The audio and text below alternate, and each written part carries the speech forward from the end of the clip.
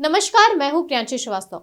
UP की राजनीति के बारे में एक बात मशहूर है कि यहाँ की आबो हवा में भी सियासत घुली है। लेकिन आज जो हम खबर लेकर आए हैं वो सिर्फ एक खबर नहीं है, वो यूपी बीजेपी के अंदर मची हुई खलबली की कहानी है जो शायद आने वाले 2027 के चुनाव की दिशा तय करेगी। आज बात करेंगे एक ऐसे नाम की जो इस वक्त यूपी बीजेपी के कैप्टन है, पंकज चौधरी। लेकिन क्या वो वाकई कैप्टन वाली पावर रखते हैं? सवाल इसलिए है क्योंकि पिछले कुछ दिनों में जो कुछ हुआ उसने संगठन की साख पर एक बहुत बड़ा क्वेश्चन मार्क लगा दिया है। अभी कुछ ही दिन पहले की बात है, लखनऊ में प्रदेश दफ्तर से एक बहुत बड़ा सख्त फरमान जारी हुआ। आदेश सीधा था, कोई भी नेता जातिगत बैठकों या सम्मेलन में शामिल नहीं होगा। पंकज चौधरी ने साफ कर दिया था कि पार्टी की इमेज को सिर्फ जातीय पार्टी नहीं बनाना है। अनुशासन का डंडा घुमाया गया और सबको लाइन में रहने को कहा गया। लेकिन कहानी में ट्विस्ट भी यहीं से आता है। इस आदेश की स्याही अभी तक सूखी भी नहीं थी कि बीजेपी के अपने ही ओबीसी और लोधी समाज के दिग्गजों ने अल्टीमेटम के बावजूद बैठक करके आदेश को ठेंगा दिखा दिया। सोचिए, एक तरफ प्रदेश अध्यक्ष रोक लगा रहे हैं और दूसरी तरफ उसी पार्टी के बड़े दिग्गज केंद्रीय मंत्री बीएल वर्मा, कैबिनेट मंत्री धर्मपाल सिंह, विपिन डेविड और टी राजा सिंह, ऐसे नाम एक साथ एक ही मंच पर खड़े होकर अपनी एकजुटता दिखा रहे हैं। ये सिर्फ एक सम्मेलन नहीं था, ये बीजेपी के भीतर चल रही जातीय खींचातान का एक खुला ऐलान था।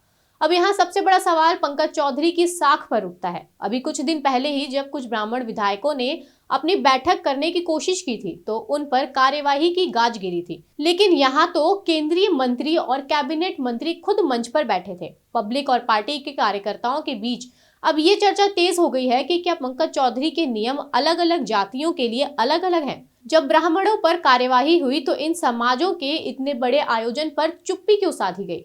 और क्या वाकई अब पार्टी में पंकज चौधरी की बात कोई नहीं सुन रहा? देखिए, जब कोई पार्टी अध्यक्ष बनता है तो उसकी एक अथॉरिटी होती है, लेकिन यहाँ तो सीन ही कुछ और लग रहा है।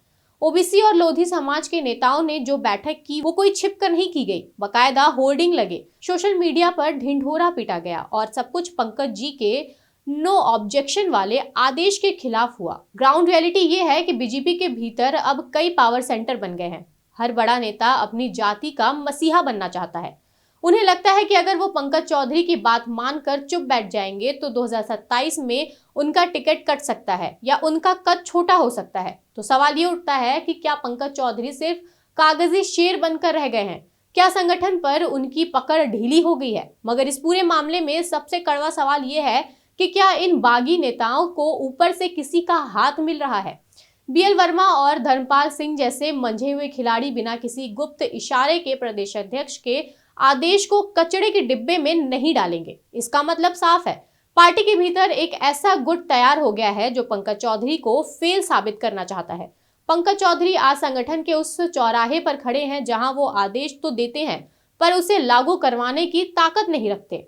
अगर कोई आपकी बात नहीं मान रहा हो तो इसका मतलब ये है कि आप अपनी कमांड को खो चुके हैं। ये यूपी बीजेपी के इतिहास का वो दौर है जहां अध्यक्ष तो कुर्सी पर बैठा है लेकिन रिमोट कंट्रोल कहीं और है। इस पूरे विवाद ने पंकज चौधरी के लीडरशिप स्टाइल पर भी सवाल खड़े कर दिए हैं। पार्टी के भीतर दबी जुबान में ये चर्चा आम है कि क्या संगठन के बड़े चेहरे उन्हें वाकई अपना नेता मानने से इनकार कर रहे हैं। लोधी समाज और ओबीसी नेताओं का ये दुस्साहस बताता है कि उन्हें आलाकमान की कार्यवाही का कोई डर नहीं रहा। या तो इन नेताओं को पार्टी के किसी पावरफुल धड़े का गुप्त संरक्षण प्राप्त है या फिर पंकज चौधरी संगठन पर अपनी वो पकड़ नहीं बना पाए जो एक अध्यक्ष की होनी चाहिए। अब अध्यक्ष रोक लगाता है और नेता सड़कों पर शक्ति प्रदर्शन करते हैं तो ये सीधे तौर पर पंकज चौधरी की पॉलिटिकल इमेज को कमजोर करता है। क्या उनकी बात न मानना इस ओर इशारा कर रहा है कि संगठन अब बिखर चुका है? इस सब के बीच समझने वाली बात यह भी है कि 2027 के चुनाव ने सबको डरा रखा है। ओबीसी और लोधी नेताओं को पंकज चौधरी के अनुशासन से ज्यादा अपने वोट बैंक की चिंता है। उन्हें पता है कि अगर वो पंकज चौधरी की बात मानकर घर बैठ गए तो चुनाव में जनता उन्हें पूछेगी नहीं। लेकिन एक अध्यक्ष के नाते पंकज चौधरी का विद्रोह रोकने में पूरी तरह नाकाम रहे। नोटिस की खबरें उड़ी और फिर गायब हो गई। ये क्या दिखाता है? ये दिखाता है कि पंकज चौधरी ने कोशिश तो की पर बड़े नेताओं ने उन्हें बैकस्टेप लेने पर मजबूर कर दिया। पंकज चौधरी चाहते थे कि संगठन में एक यूनिफॉर्मिटी बनी रहे, सब एक सुर में बोले, लेकिन जमीनी हकीकत यह है कि हर नेता अपनी राजनीति बचाने में लगा है। उन्हें लग रहा है कि अगर वो अपनी जाति को गोलाबंद नहीं करेंगे तो विपक्ष का पीडीए नैरेटिव उनके वोट बैंक में सेंध लगा सकता है। लेकिन इस चक्कर में पंकज चौधरी की जो इमेज खराब हो रही है उसका क्या? विपक्ष अब सरेआम मजे ले रहा है।